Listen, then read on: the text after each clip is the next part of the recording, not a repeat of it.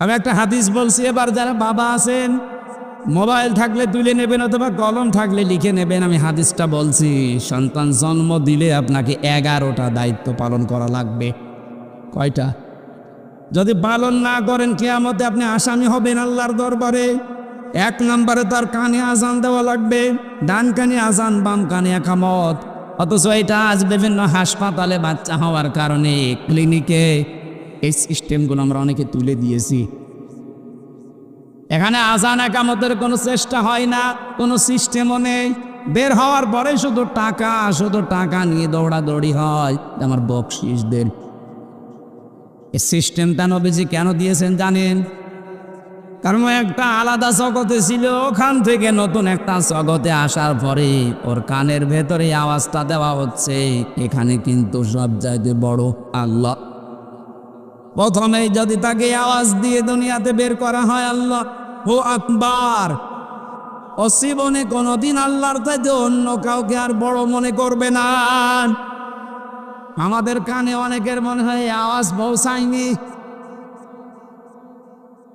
সিস্টেমটা চালু করে রাখবেন। 2 নম্বর তার একটা অর্ধবোধক নাম রাখা। 3 নম্বরে তার আকিকা দেওয়া। সামর্থ্য থাকলে এটা যদি 7 দিনে সুন্নাত দিতে পারেন তাহলে বিপদ আপদ আল্লাহ দূর করে দেবে। আগত যে বিপদ আসতেছে এগুলো আল্লাহ দূর করবে। 4 নম্বরে তাকে কোরআন শেখানো। 5 নম্বরে 10 বছর হলে তাকে নামাজের আদেশ দেওয়া। 10 বছরের পরে আস্তে আস্তে তার বিছানা আলাদা করে দেওয়ার চেষ্টা করা। 10 বছর পরে ছেলে তার মায়ের কাছে আর থাকতে পারবে না, মেয়ে তার বাবার কাছে থাকতে পারবে না। যদি কোনো অঘটন শয়তানের ধোঁকায় বা অনিচ্ছাকৃত ঘটে যায়, সারা জীবনের জন্য ওই বাবার জন্য স্ত্রী হারাম হয়ে যাবে। আপনি না আদর করে রাখছেন, এটা আদর করতে গিয়ে এমন জায়গায় পৌঁছিয়ে যাচ্ছে, সতর্কতা না হওয়ার কারণে শেষে আর এই জিনিস আর ঘুরিয়ে পাওয়া সম্ভব না। আমি আর নিচে নামলাম না, এই জন্য আপনাকে ইঙ্গিত দিলাম। 10 বছরে নামাজের আদেশ দেবেন। 10 বছরে নামাজ না পড়লে ওকে মারধর করারও নির্দেশ আছে। এরপরে বিছানা আলাদা করা লাগবে। নবীজি এরপরে বলেন তাকে ঘোড়া চালানো, তীর চালানো, সাঁতার শেখা, এগুলো অভ্যস্ত করো। এখন বলেন আমি ঘোড়া চালিয়ে করব কি, তীর মারা শিখে করব কি, সাঁতার শেখা না। এইটা দিয়ে নবীজি বোঝাতে চেয়েছেন তাকে কর্মক্ষম গড়ে তোলো। অক্ষম করো না, অলস করে গড়ে তুলো না। হঠাৎ করে যদি কোনো অঘটন ঘটে যায় যে তুমি বিদায় নিলে তোমার বউ মারা গেল, এই ছেলেটা যেন দুনিয়ার এই জমিনে অন্তত চেষ্টা, সাধনা, কর্ম, পরিশ্রম করার মাধ্যমে টিকে থাকতে পারে। কথা বোঝাতে পেরেছি? তাকে ঘোড়া চালানো শেখানো লাগবে, এটা না। ঘোড়া যেহেতু দ্রুত যায়, তীর যেহেতু দ্রুত যায়, সাঁতার যেহেতু কষ্টের কাজ, তাহলে দুনিয়ায় টিকে থাকার জন্য এরকম কোনো কাজে আপনি তাকে লাগান, তাকে অভ্যস্ত করান। এই দুনিয়াতে এখন টিকে থাকতে গেলে আধুনিক বিজ্ঞান জানা লাগবে, কম্পিউটার জানা লাগবে। আপনি তাকে কম্পিউটারের ট্রেনিং দিয়ে দিন 6 মাস 1 বছরের। কথা বুঝতেছে?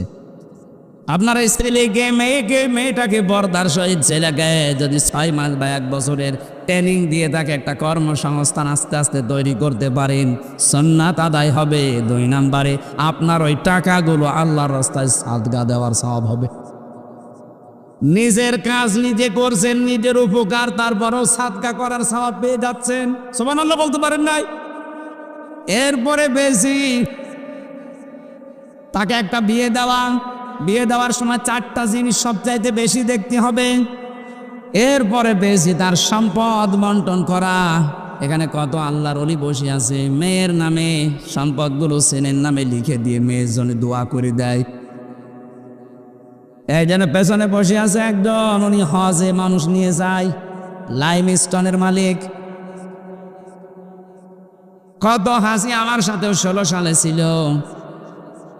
ছেলের নামে ভালো ভালো সম্পদগুলো সব লিখে দিয়েছে, আর মেয়েকে আসার সময় বলছে মা তোর জন্য আমি দোয়া করে দেব। এটা একটা নির্ভেজাল শয়তান। আরে বেটা তুই তো দোয়া করবি, ওকে ফাঁকি দিচ্ছি কেন? আগে ওর জমি ফেরত দে, এরপরে দোয়া কর। কারণ জমি ফেরত দেওয়া লাগবে, নির্দেশ হামজার। বলেন কার? এরপরে বেশি তাকে একটা কর্মসংস্থান তৈরি করে দেওয়া। এই লোকটা বলছিল, ও বিদেশি, আমার এই সন্তানটা হওয়ার পরে আমি তাকে সুন্দর একটা অর্থবোধক নাম রেখে দিয়েছি আব্দুর রহমান। কারণ পৃথিবীতে দুইটা নাম আল্লাহর কাছে প্রিয়, একটা আব্দুল্লাহ আর একটা আব্দুর রহমান। নাম রেখেই শেষ করিনি ওকে। আমি দিন শেখানোর জন্য চেষ্টা চালিয়েছিলাম, কিন্তু দুষ্ট আর পড়ে নাই। যতটুকু জানা দরকার ততটুকু জেনে আর বড় ডিগ্রি দিতে পারে নাই। 3 নম্বরে আমি ওর একটা বিয়ে দিয়েছি সৎ পাত্রী দেখে। 4 নম্বরে আমার দায়িত্ব ছিল ওরে আমি একটা কর্মসংস্থান তৈরি করে দেব হালাল। এখন ওর যেহেতু লেখাপড়ার দৌড় কম, ও তো আর ওই পর্যায়ে যেতে পারবে না। আর আমার যা টাকা পয়সা আছে, এই টাকা পয়সা দিয়ে আমি ঘোষ ঘাস দিয়ে কোনো চেয়ারে ওরে বসিয়ে দেব অবৈধভাবে, এটা আমার ইমানে মানে না। আচ্ছা, বাংলাদেশের সব বাবা, সব বড় ভাই যদি এই হাদিসটা মেনে চলতাম যে ওর যা যোগ্যতা ও ওই পর্যন্ত যাক, আমি 35 লাখ টাকা দিয়ে ওরে এমন চেয়ারে বসাবো, ও চেয়ারটাই নষ্ট করে ফেলবে। বলে এই দেশে আমার মনে হয় কোনো দুর্নীতি আর হতো না। আর আমরা এইটাই চাচ্ছি, যার যেখানে যোগ্যতা আছে আপনি তাকে ওই জায়গায় দেন। এমন মানুষকে আপনি দিচ্ছেন ঘুষের কারণে 35 লাখ, 50 লাখ, 1 কোটি টাকা দিয়ে একটা এসপি বদলি হতো আগে। এখন এই নিয়মটা পাল্টিয়েছে। আমরা চাই কিয়ামতের আগে এই নিয়ম যেন ঘুরে না আসে। একটা থানার ওসি আমার কুষ্টিয়ার সদর থানা, মডেল থানা, আর ওদিকে সিলেটের বিশ্বনাথ থানা, এই 2টা থানায় বাংলাদেশে সব জায়গায় বেশি ক্রাইম হয়। এই 2টা থানায় নাকি সন্তান এই 15.5 বছরে ওসি আর টিএনও এগুলো যদি বদলি হতে কমপক্ষে 22 থেকে 35 লাখ টাকা আল্লাহর ওলিদেরকে দেওয়া লাগতো। এ যদি 35 লাখ টাকা দিয়ে আসে, তো ওই টাকাগুলোর উপায় করা লাগবে না? কথা বলে না কেন? আর উপায় করতে হলো 10 বছর যদি ওই থানায় ওসি থাকে, জীবনে ওই টাকা তুলতে পারবে না বেতন দিয়ে, শেষে অবৈধ পথে পা বাড়ানো লাগে।